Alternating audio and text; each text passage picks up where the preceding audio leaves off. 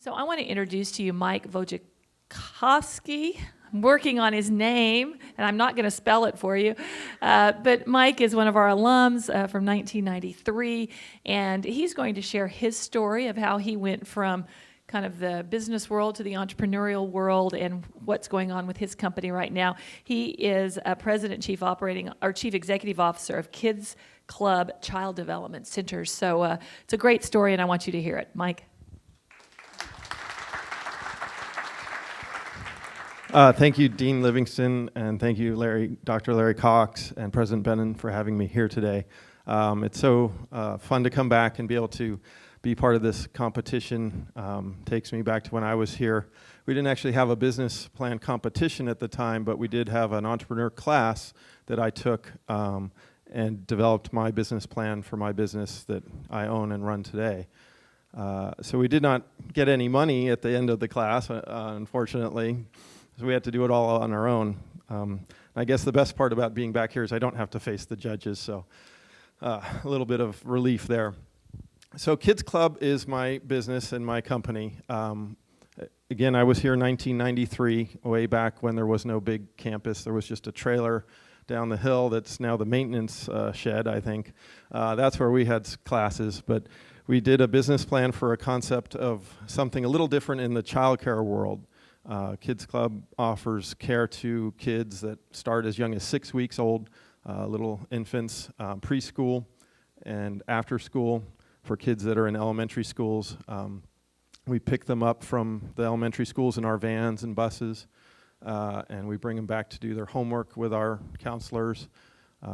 And in addition to those three major services that we offer, the other thing that sets us apart is our additional services. We have classes for the kids like karate and gymnastics and dance, keyboard, on and on, that they take right at our center right after class, right after their daily activities. They can go right into a extracurricular class. The parents don't have to come and pick them up and drive them across town to make it to their appointment. We also offer summer camp for the older kids, up to actually age 14. We even go to week-long trips to Yosemite and Catalina, river rafting, all kinds of fun, adventurous things with the older kids, Disneyland, Arrowhead, all over the place. So everything from the littlest baby that needs basic care and feeding to a 14, 15-year-old that wants to climb a mountain or go river rafting. All under one roof, all under one company. So sort of the one-stop shop for childcare, for child's needs, for parents, transportation, as I said, all these different services packaged in one location. We have a lot of families that have 2 and even 3 children with us to make it easy for them to go to one location to pick up their 2-year-old and their 9-year-old, 6-year-old, 5-year-old, whatever at the same time. We started about a year and a half after I graduated. We had a little bit of money that I had saved up after I got out of Pepperdine because I had to recover from paying tuition here. So I had to go back to work and before I started my company. But we had developed the business plan here and we're ready to implement it. My wife was pregnant with our first child at the time, so it gave us the insight to go out and look at the competition and see what we were facing and develop our plan based on that and see that we could do something better, that we could fill additional needs and provide better services, better customer service. We approached it from a little different perspective. We found in doing our research that most of the centers out there were run from a teacher's perspective or from the director's perspective, what made their life easy. That was going home at 5:30, most of them, or 6 o'clock at the latest. They wanted to get out of there at the end of the day. Places would charge $5 a minute if you were late after 5:30. I mean, they're out there today. And when you have children of your own and are needing care, you'll find that out. We're open till 10 p.m. weeknights and midnight on Friday and Saturday. So your child can stay if you have a late night meeting at work, or if you want to go out or do some shopping or go to the grocery store or go to dinner with your wife or your husband. You can join us just for the evenings and the weekends if you choose, or you can be in one of our daytime programs and do any of these multitudes of services that we offer. Again, all day Saturday, we're open from 8 a.m. to midnight, Sunday from 10 a.m. to 10 p.m. For parents that just want a break, or maybe they're in a class, or they have a different work schedule. We have like doctors and nurses that have their kids with us because they have 12-hour shifts at the hospitals that they have to work, so their normal childcare doesn't fit in their schedule. So we started this business with $70,000 in outside investment from partners, mostly family and friends. And I gave away 49% of my company for that $70,000. So as you heard from the panel today, be careful what you give up in the beginning because it's hard to get it back. I've actually purchased some of the shares back over the years, but still gave up quite a lot of stake in my company for not a lot of money. So we started out with $70,000 in cash from outside investors. My wife and I had saved up about 70 of our own and put that in. We ran out of that money in about 6 months and needed more money. So we went to the investors and asked for another 70 to keep their share. We had them put that in, and we still ran out of money. We were building our center, doing the construction, trying to attract customers. We were new in this field. My background is business, and before this was aerospace engineering, definitely not education or childcare. So I had to convince people that I knew what I was talking about and get customers there. We ultimately continued to lose money, as most startups do, for about 3.5 years. It took 3.5 years for me to even make a salary, even $1. And we ultimately ended up with about $350,000 in credit card debt, because that was the only way we had to keep things going, keep the doors open. I'd open up my wallet, there would be no cash in there, and the only thing in there was plastic, so that's all I had to go with.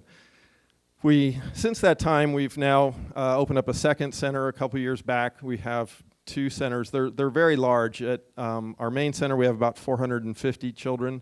At our second center, we have about 250. So we have about 650 altogether. We've paid off all the credit card debt. We have no debt, actually, except for we did 2 years ago purchase the buildings that we're in. So we went from leasing with a lot of debt to just mortgages in place and no short-term debt. We have about 150 employees that we support, them and their families. Again, 650 kids and an annual operating budget of about $6.5 million. So we did turn what was our plan into a reality. It's not a global company. We're not an internet company. We're sort of just a basic everyday service, but we did something a little different to make it appealing to parents. We looked at it from their perspective. We said, as a parent, what do I want from a child care center? What can attract me to have my kid there and be happy there and be content, and why? And we charge a premium. We're one of the highest priced centers out there. So what are we going to do to attract our customers and get extra dollars out of their pocket for what's the basic service that they can get elsewhere? And it's that ease of using us. It's the fact that they can stay late and not get charged. We have an hourly rate after 5:30 of $6.50 an hour for your child, and it gets billed in 15-minute increments. So if you're 15 minutes late, it's $1.50 or something to have your kid there. It's not $5 a minute. All of our policies are set up to be parent-friendly. We had a lot of places that we went to where you had to commit to volunteering 10 or 20 hours in the classroom for your child. Well, as a working person like yourselves, how do you give up 20 hours of your time to come to the classroom every month to help out?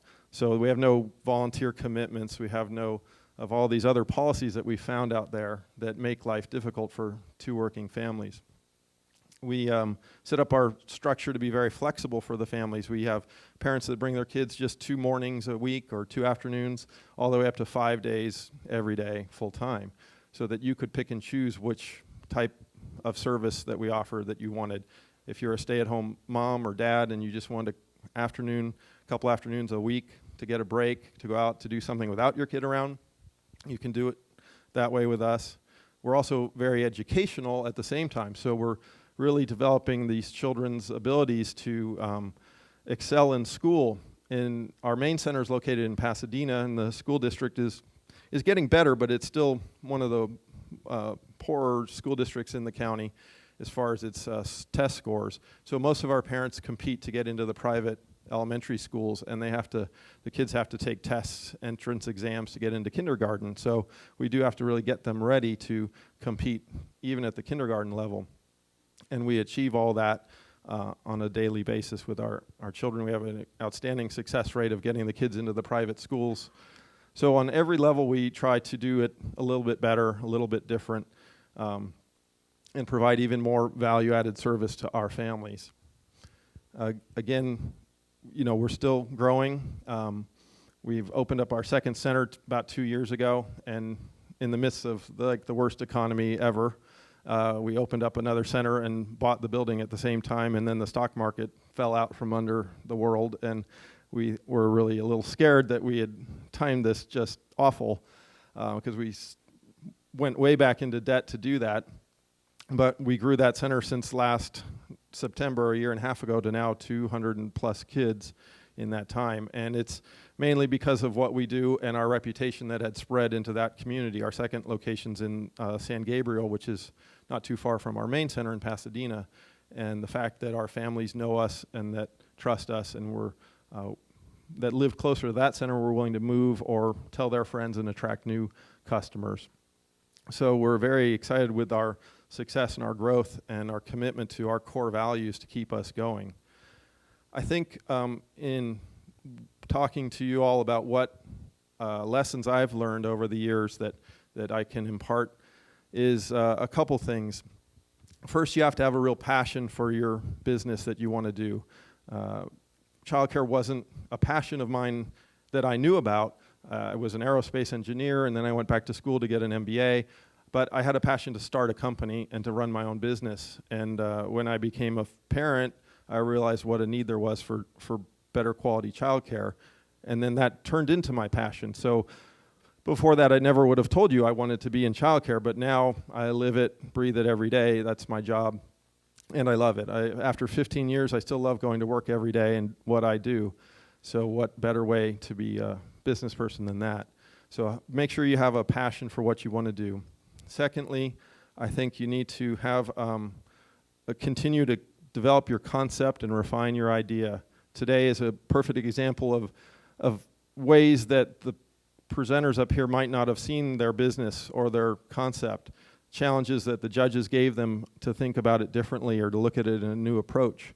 And you all need to do that if you're going to work on a business.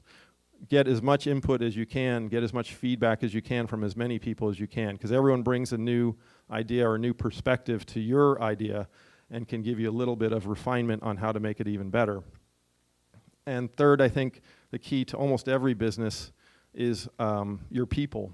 Hiring. Ours is very labor intensive, 150 employees, no product, so we have nothing that we manufacture. It's just all service. So it's definitely important for us to have the right hiring in place.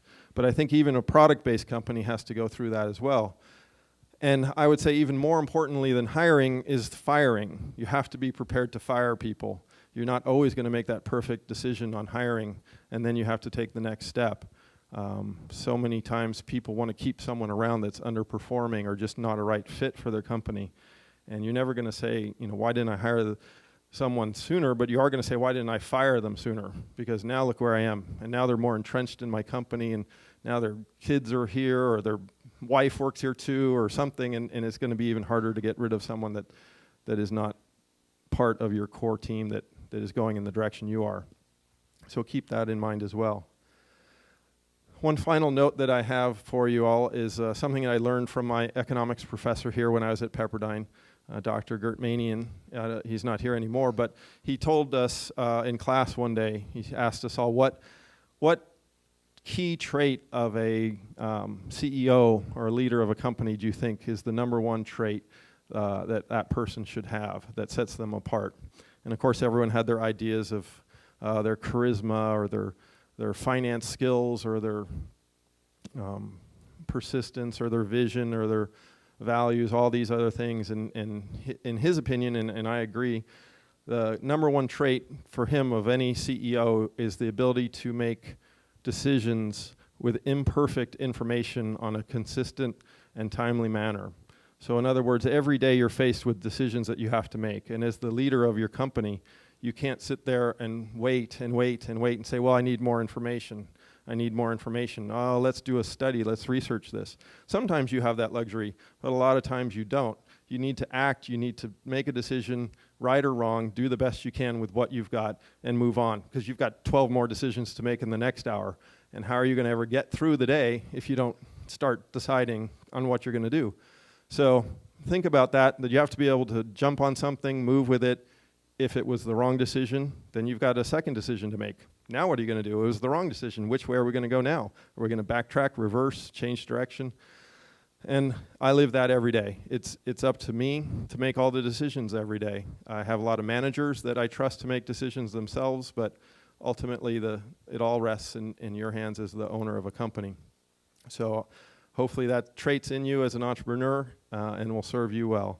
Thank you all for allowing me to speak to you today.